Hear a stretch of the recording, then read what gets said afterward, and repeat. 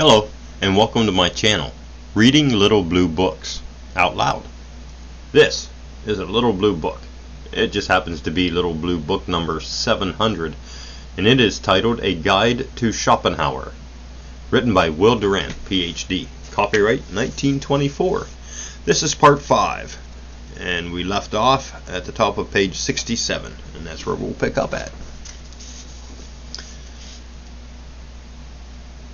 The pleasure which he receives from all beauty, the consolation which art affords, the enthusiasm of the artist, enable him to forget the cares of life, and repay him for the suffering that increases in proportion to the clearness of consciousness, and from his desert loneliness among a different race of men.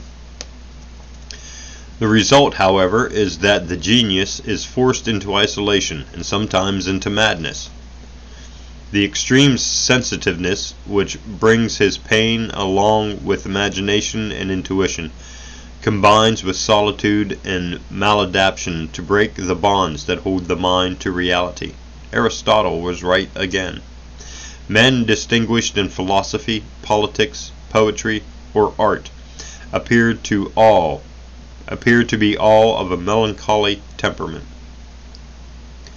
The direct connection of madness and genius is established by the biographies of great men, such as Rousseau,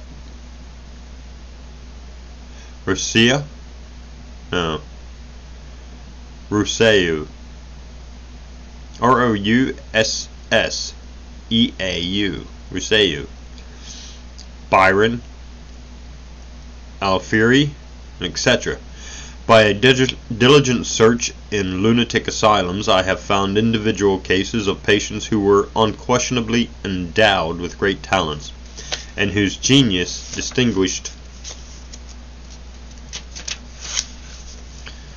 distinctly appeared through their madness. Yet in these semi-madmen, these geniuses, lie the true aristocracy of mankind. With regard to the intellect, nature is highly aristocratic. The distinctions which it has established are greater than those which are made in any country by birth, rank, wealth, or caste. Nature gives genius only to a few because such a temperament would be a hindrance in the normal pursuits of life, which require concentration on the specific and immediate. Nature really intended even learned men to be tillers of the soil. Indeed, professors of philosophy should be estimated according to this standard, and then their achievements will be found to come up to all fair expectations. Part 3. Art. This deliverance of knowledge from servitude to the will, this forgetting of the individual self and its material interest, this elevation of the mind to the will-less contemplation of truth, is the function of art. The object of science is the universe. The object of science is the universal that contains many particulars. The object of art is the particular that contains a universal. Even the portrait ought to be, as Winckelmann says, the ideal of the individual. In painting animals, the most characteristic is accounted the most beautiful, because it best reveals the species. A work of art is successful, then, in proportion as it suggests the Platonic idea or universal of the group to which the represented object belongs. The portrait of a man must aim, therefore, not at photographic fidelity, but at exposing as far as possible through one figure some essential or universal quality of man. Art is greater than science because the latter proceeds by laborious accumulation and cautious reasoning, while the former reaches its goal at once by intuition and presentation. Science can get along with talent, but art requires genius. Our pleasure in nature, as in poetry or painting, is derived from contemplation of the object without admixture of personal will.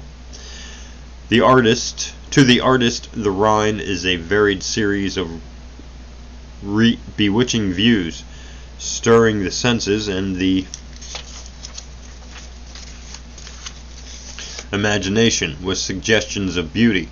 But the traveler who is bent on his personal affairs will see the Rhine and its banks only as a line, and the bridges only as lines cutting the first line. The artist so frees himself from personal concerns that to artistic perception it is all one, whether we see the sunset from a prison or from a palace. It is this blessedness of will-less perception which casts an enchanting glamour over the past and the distant, and presents them as to us in so fair a light. Even hostile objects, when we contemplate them without excitation of the will and without immediate danger, become sublime. Similarly, tragedy may take an aesthetic value by delivering us from the strife of the individual will and enabling us to see our suffering in a larger view. Art alleviates the ills of life by showing us the eternal and universal behind the transitory and the individual. Spinoza was right. Insofar as the mind sees things in their eternal aspect, it participates in eternity.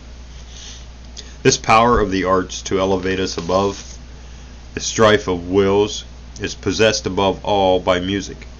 Music is by no means like the other arts, the copy of the ideas or essences of things, but it is the copy of the will itself. It shows us the eternally moving, striving, wondering will, always at last returning to itself to begin its striving anew.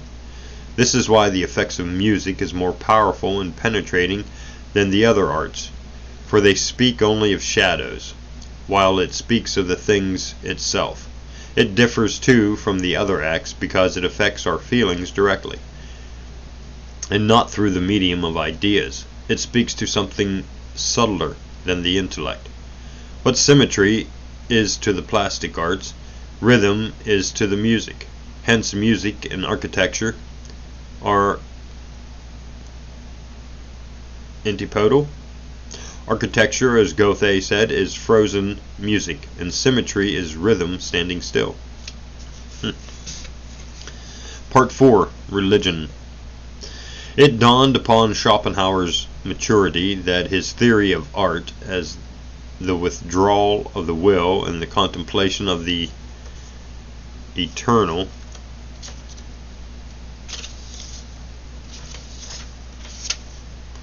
and universal was also a theory of religion.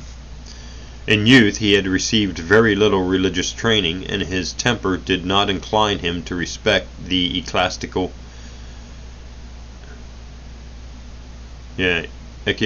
organizations of his time. He despised theologians as ultima ratio, or the final argument of theologians. We find among many nations the stake, and he described religion as the metaphysics of the masses. But in later years he began to see a profound significance in certain religious practices and dogmas. The controversy which is so perseveringly carried on in our own day between supernaturalist and rationalist rests on the failure to recognize the allegorical nature of all religion. Christianity, for example, is a profound philosophy of pessimism. The doctrine of original sin, assertion of the will, and of salvation, denial of the will, is the great truth which constitutes the essence of Christianity.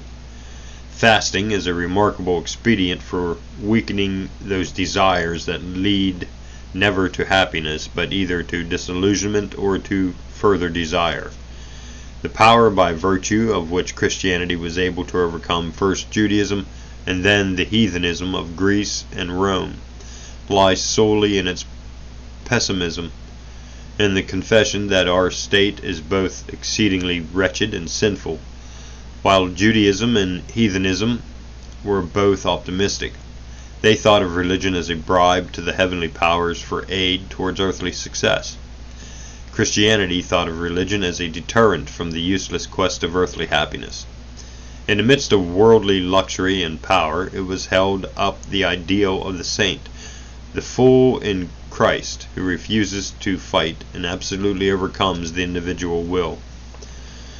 Buddhism is profounder than Christianity because it makes the destruction of the will the entirety of religion and preaches nirvana as the goal of all personal development. The Hindus were deeper than the thinkers of Europe because their interpretation of the world was internal and intuitive, not external and intellectual. The intellect divides everything. Intuition unites everything. The Hindus saw that the I is a delusion, that the individual is merely phenomenal, and that the only reality is the infinite one, that art thou. Whoever is able to say this to himself with regard to every being with whom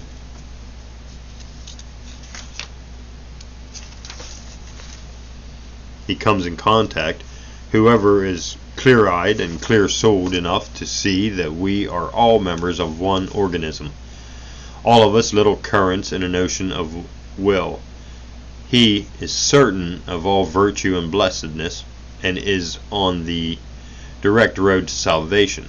Schopenhauer does not think that Christianity will ever displace Buddhism in the East. It is just the same as if we fired a bullet against a cliff. Rather, Indian philosophy streams into Europe and will profoundly alter our knowledge and our thought. The influence of the Sanskrit literature will penetrate not less deeply than did the revival of Greek letters in the 15th century. The ultimate wisdom, then, is nirvana, to reduce oneself to a minimum of desire and will. The world will is stronger than ours. Let us yield at once.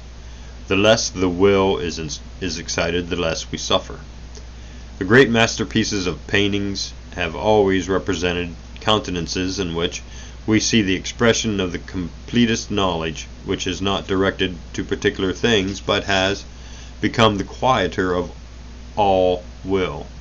That peace which is above all reason, that perfect calm of the spirit, that deep rest, that inviolable confidence and serenity, as Raphael and Correggio have represented it, is an entire and certain gospel. Only knowledge remains.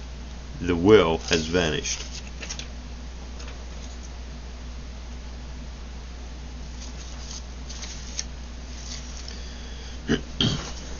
Chapter 6. The Wisdom of Death. And yet, sometimes more is needed. By nirvana, the individual achieves the peace of will-lessness and finds salvation. But after the individual, life laughs at the death of the individual. It will survive him in his offspring, or in the offspring of others. Even if his little stream of life runs dry, there are 1,000 other streams that grow broader and deeper with every generation. How can man be saved? Is there a nirvana for the race as well as for the individual? Obviously, the only final and radical conquest of the will must lie in stopping up the sources of life, the will to reproduce.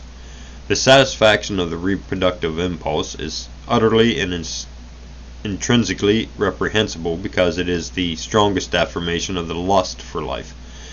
What crime have these children committed that they should be born? If now we contemplate the turmoil of life, we behold all occupied with its want and misery, straining all their powers to satisfy its infinite needs and to ward off its multifarious sorrows, yet without daring to hope for anything else than simply the preservation of this tormented existence for a short span of time. In between, however, and in the midst of this tumult, we see the glance of two lovers meet longingly. Yet why so secretly, fearfully, and stealthily? Because these lovers are the traitors who seek to penetrate the whole want and drudgery, which would otherwise speedily reach an end. Here lies the profound reason of the shame connected with the process of generation. It is woman that is the culprit here, for when knowledge has reached to willlessness, her thoughtless charms allure men again into reproduction. Youth has not intelligence enough to see how brief these charms must be, and when the intelligence comes, it is too late. Well, I don't know how you ever got laid, pal. With young girls, nature seems to have had in view what, in the language of the drama, is called a striving effort.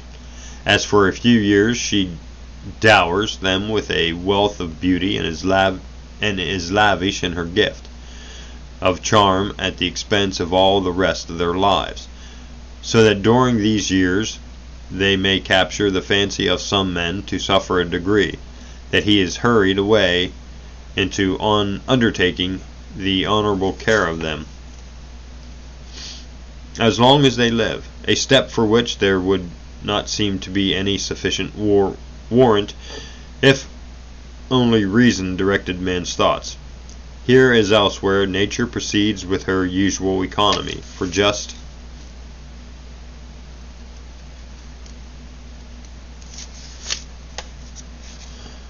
as the female ant after fecundation loses her wings, which are then superfluous, nay, actually a danger to the business of breeding.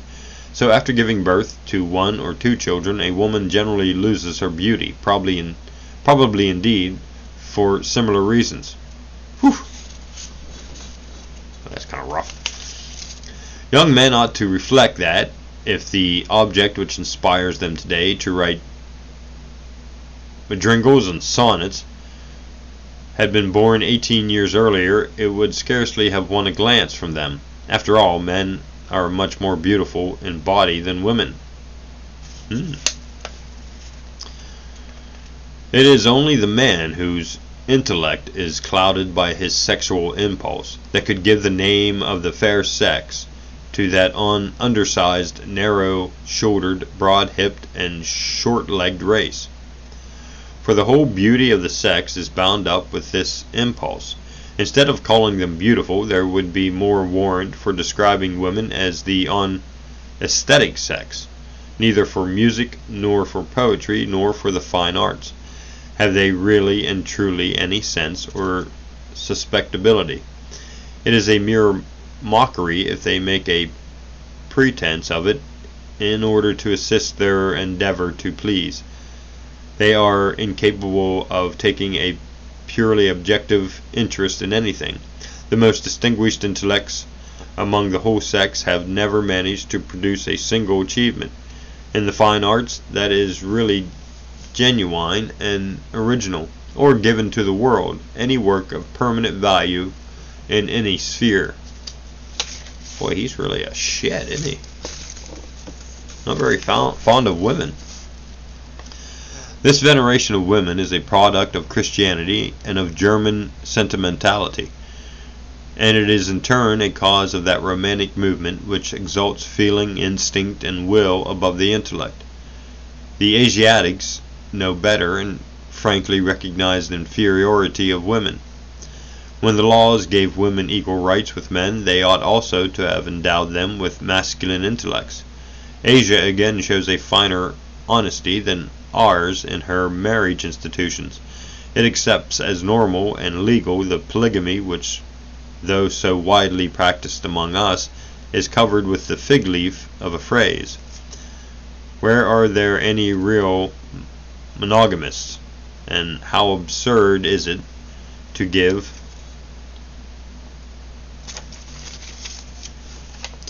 property rights to women? All women are, with rare exceptions, inclined to extravagance. Wow. Because they live only in the present and their chief outdoor sport is shopping. Women think that it is men's business to earn money and theirs to spend it. This is their conception of the division of labor. I am therefore of opinion that women should never be allowed altogether to manage their own concerns. Boy, he would hate modern day, wouldn't he?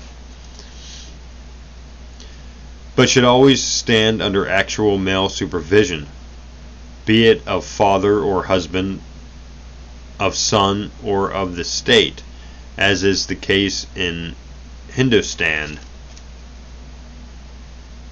and that consequently they should never be given full power to dispose of any property they have not themselves acquired. It was probably the luxury and extravagance of the women of Louis XIII's court that brought on the general corruption of government which culminated in the French Revolution. That's pretty ballsy, blaming women for the French Revolution. The less we have to do with women, then, the better. They are not even a necessary evil. Life is safer and smoother without them. Let men recognize the snare that lies in women's beauty, and the absurd comedy of reproduction will end. The development of intelligence will weaken to frustrate the will to reproduce, and will thereby at last achieve the extinction of the race. Nothing could form a finer denouncement to the insane tragedy of the result of the restless will. Why should the curtain that has just fallen upon defeat and death always rise again upon a new life, a new struggle, and a new defeat? How long should we be lured into this much ado about nothing, this endless pain that leads only to a painful end? When shall we have the courage to fling defiance into the face of the will, to tell it that the loveliness of life is a lie, and that the greatest boon of all is death?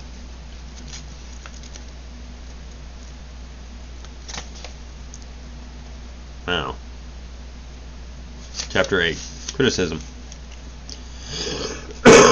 Pardon me. Here, we'll take a sip of coffee.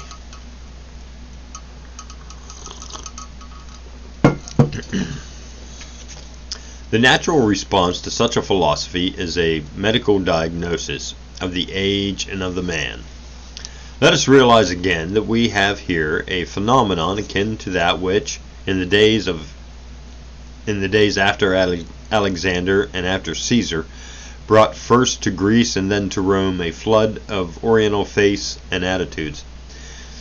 It is characteristic of the East to see the external will in nature as so much more powerful than the will in man, and to come readily to a doctrine of resignation and despair. As the decay of Greece brought the pallor of Stoicism and the hectic flush of Epicureanism upon the cheeks of Hellas, so the chaos of the Napoleonic Wars brought into the soul of Europe that plaintive weariness which made Schopenhauer its philosophic voice. Europe had a terrible headache in 1815. The personal diagnosis can take its lead from Schopenhauer's admission that a man's happiness depends on what he is rather than on external circumstances. Pessimism is an indictment of the pessimist. Given a diseased constitution and a neurotic mind, a life of empty leisure and gloomy ennui,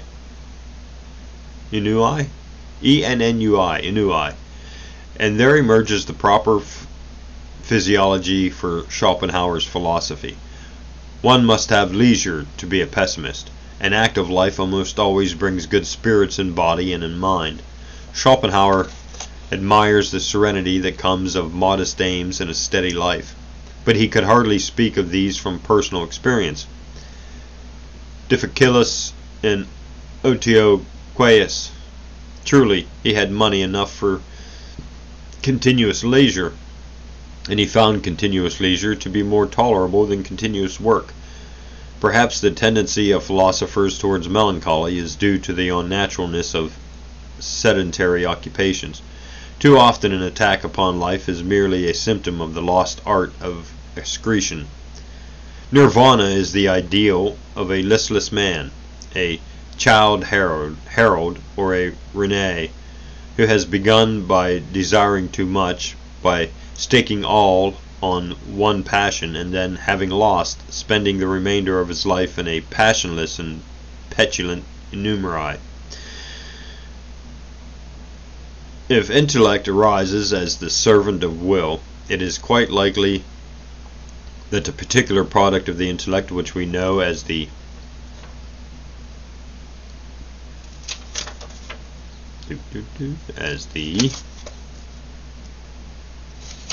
more pages than I thought.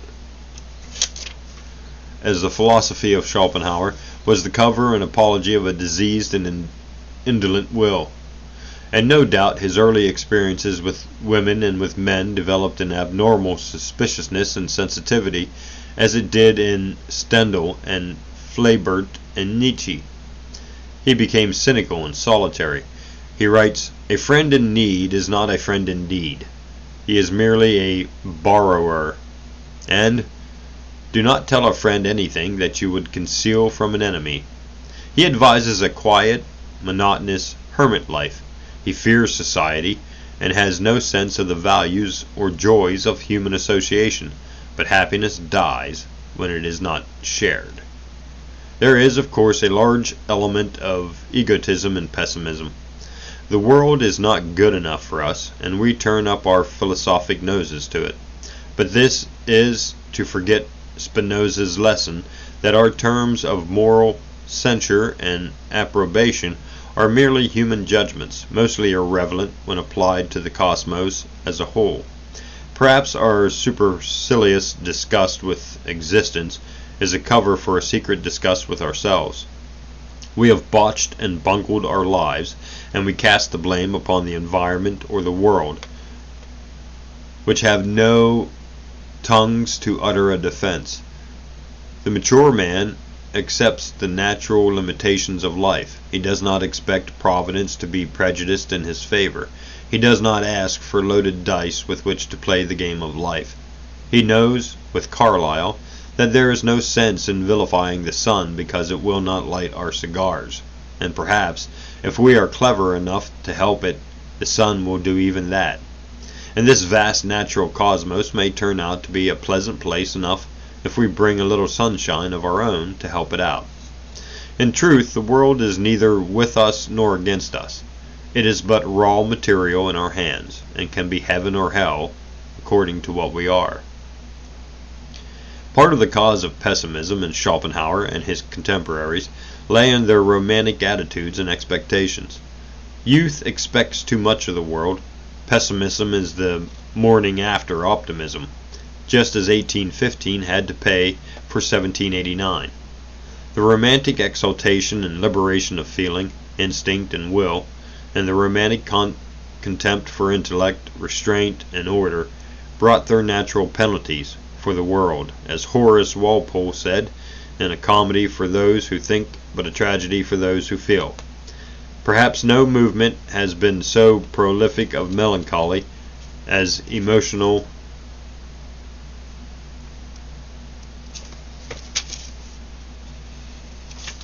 romanticism.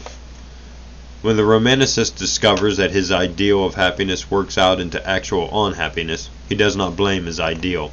He simply assumes that the world is unworthy of a being so exquisitely organized as himself. How could a capricious universe ever satisfy a capricious soul? The spectacle of Napoleon's rise to empire, Rousseau's denunciation, and Kant's critique of the intellect, and his own passionate temperament and experiences conspired to suggest to Schopenhauer the primacy and ultimacy of the will. Perhaps, too, Waterloo and St. Helena helped to develop a pessimism born, no doubt, of bitter personal contact with the stings and penalties of life. Here was the most dynamic individual will in all history, imperiously commanding continents, and yet its doom was as certain and ignominious as that of the insect to which the day of its birth brings inevitable death. It never occurred to Schopenhauer that it was better to have fought and lost than never to have fought at all. He did not feel, like the more masculine and vigorous Hegel, the glory and desirability of strife. He longed for peace and lived in the midst of war. Everywhere he saw strife. He could not see behind the strife the friendly aid of neighbors, the rollicking joy of children and young men, the dances of vivacious girls, the willing sacrifices of parents and lovers, the patient bounty of the soil, and the resonance of spring. And what if desire, fulfilled, leads only to another desire? Perhaps it is better that we should never be content. Happiness, says an old lesson, lies rather in achievement than in possession or cessation. And the healthy man asks not so much for happiness as for an opportunity to exercise his capacities. And if he must pay the penalty of pain for this freedom and this power, he makes the forfeit cheerfully. It is not too great a price. We need resistance to raise us, as it raises the airplane or the bird. We need obstacles against which to sharpen our strength and stimulate our growth. Life without tragedy would be unworthy of a man.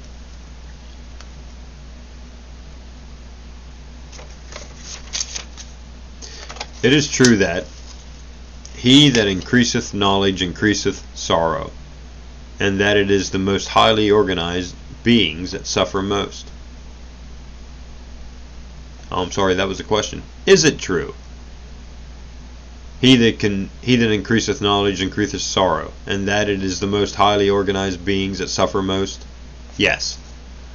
But it is also true that the growth of knowledge increases joy as well as sorrow, and that the subtlest delights as well as the keenest pains are reserved for the developed soul. Voltaire rightly preferred the Brahmin's unhappy wisdom to the blissful ignorance of the peasant woman. We wish to experience life keenly and deeply, even at the cost of pain. We wish to venture into the innermost secrets, even at the cost of disillusionment. Virgil, who had tasted every pleasure and knew the luxuries of imperial favor, at last tired of everything except the joys of understanding.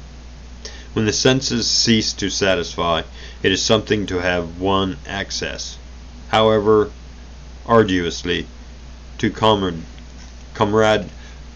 comradeship with those artists, poets, and philosophers, whom only the mature mind can comprehend. Wisdom is a bitter sweet delight, deepened by the very discords that enter into its harmony. And is pleasure negative?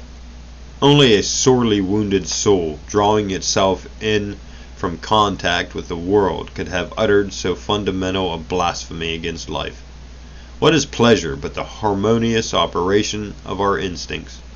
And how can pleasure be negative except where the instinct at work makes for retreat rather than for approach? The pleasures of escape and rest, of submission and security, of solitude and quiet, are no doubt negative, because the instincts that impel us to them are essentially negative, forms of flight and fear. But shall we say the same of the pleasures that come when positive instincts are in command? Instincts of acquisition and possession, of pugnacity and mastery, of actions and play, of association and love? Is the joy of laughter negative, or the romping of the child, or the song of the mating bird, or the crow of Chanticleer, or the creative ecstasy of art? What nonsense!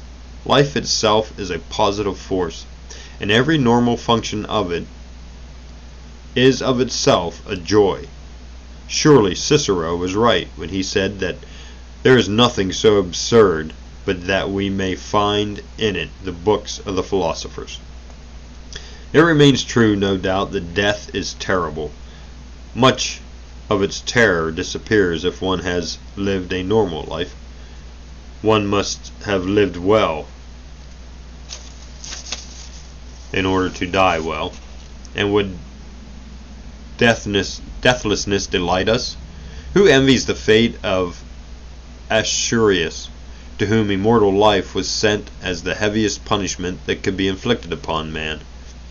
And why is death terrible, if not because life is sweet? We need not say with Napoleon that all who fear death are atheists at heart, but we may surely say that a man who lives to 80 years and 10 has survived his pessimism and his right to pessimism.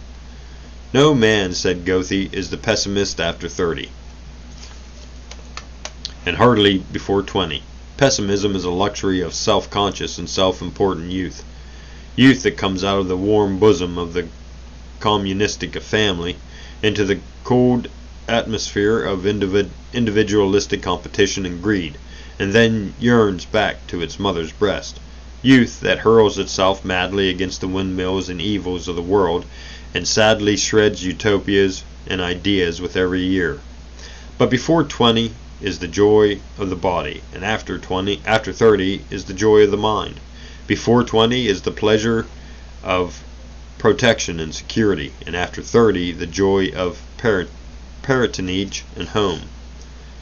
How should a man avoid pessimism who lived almost all his life in a boarding house, and who abandoned his only child to illegitimate autonomy?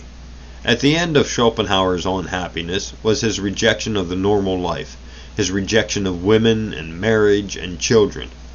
He finds in parentage the greatest of evils, where a healthy man finds in it the greatest of life's satisfactions. He thinks that the stealthiness of love is due to shame in continuing the race. Could anything be more predominantly absurd? He sees in love only the sacrifice of the individual to the race, and ignores the delights with which the instinct repays the sacrifice. Delights so great that they have inspired most of the poetry of the world. He knows women only as shrew and as sinner, and he imagines that there are no other types. He thinks that the man who undertakes to support a wife is a fool, but apparently such men are not much more unhappy than our passionate apostle of the single infelicity. He scorns the beauty of women, as if there were any form of beauty that we could spare, and that we should not cherish as the color and fragrance of life. What hatred of women and venereal mishap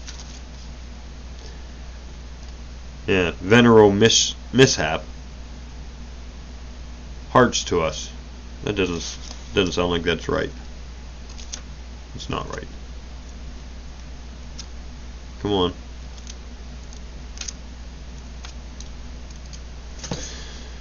One page.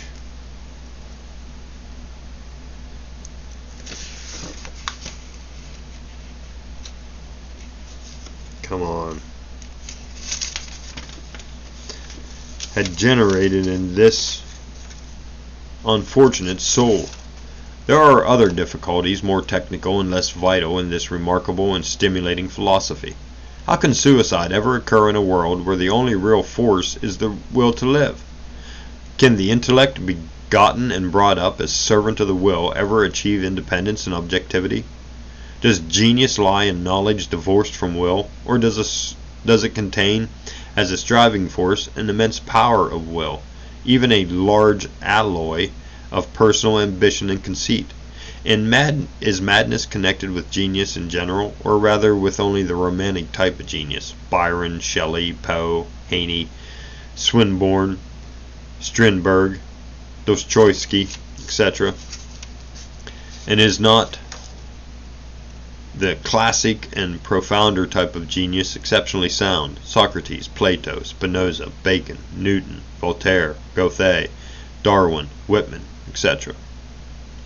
What if the proper function of intellect and philosophy is not the denial of the will, but the coordination of desires into a united and harmonious will?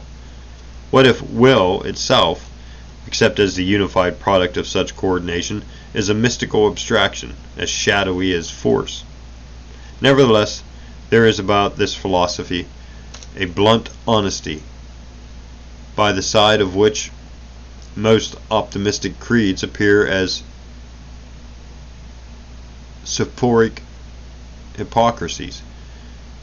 It is all very well to say with Spinoza that good and bad are subjective terms, human prejudices, and yet we are compelled to judge this world not from any impartial view, but from the standpoint of actual human suffering and needs. It was well that Schopenhauer should force philosophy to face the raw reality of evil, and should point the nose of thought to the human task of alleviation. It has been harder since his day for philosophy to live in the unreal atmosphere of the logic-chopping metaphysics. Thinkers begin to realize that thought without action is a disease. Above all, Schopenhauer opened the eyes of psychologists to the subtle depth and omnipresent force of instinct.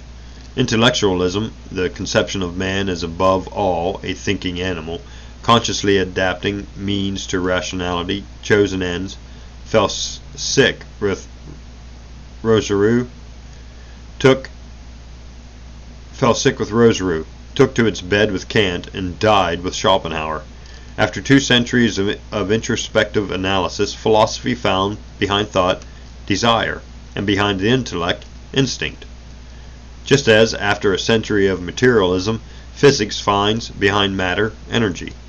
We owe it to Schopenhauer that he revealed our secret hearts to us, showed us that our desires are the axioms of our philosophies, and cleared the way to an understanding of thought as no mere abstract calculation or impersonal events, but as a flexible instrument of action and desire.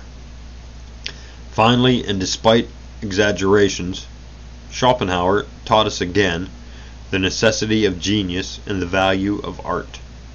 He saw that the ultimate good in life is beauty, and that its ultimate joy lies in the creation or cherishing of the beauty. He joined with Goethe and Carlyle in protest against the attempt of Hegel and Marx and Buckle to eliminate genius as a fundamental factor in human history. In an age when all the great seemed dead, he preached once more the ennobling worship of heroes, and with all his faults he succeeded in adding another name to theirs. And that is the end of Book 700, A Guide to Schopenhauer, written by Roald Durant, Ph.D., copyright 1924.